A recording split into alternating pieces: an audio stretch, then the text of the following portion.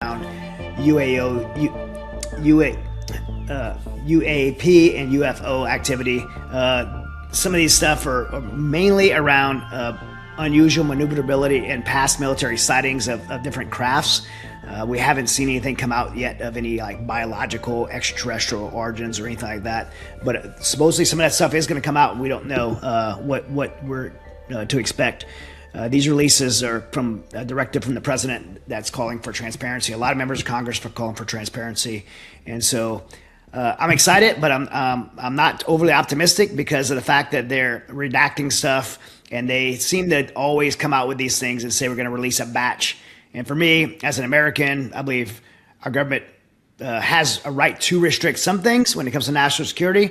But other things, when you start redacting things and sending them out in batches, I always just feel like we're getting played.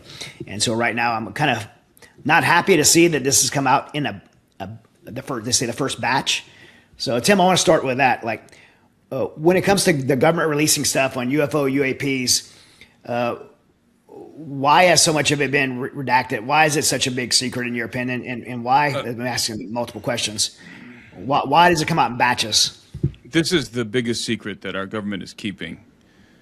The information, the reality revolving around the alien presence, because that's what it is. It's an alien presence.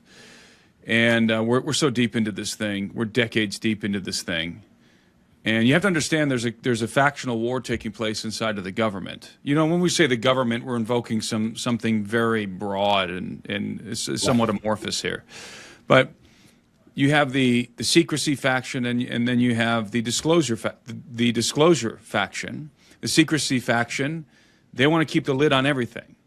They don't want they don't believe that the American public should know any of this.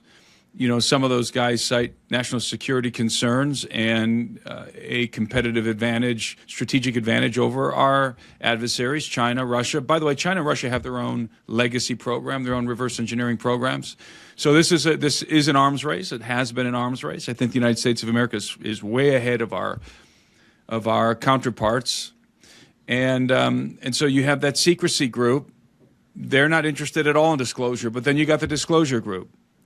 And by the way, these individuals in both of these groups are placed variously in different departments within the United States government, different branches of the military. Some of these guys are at the Pentagon, various aspects of the IC community. You know, so it's just these guys are sprinkled throughout on both sides of this equation. They're sprinkled throughout the government entity. You probably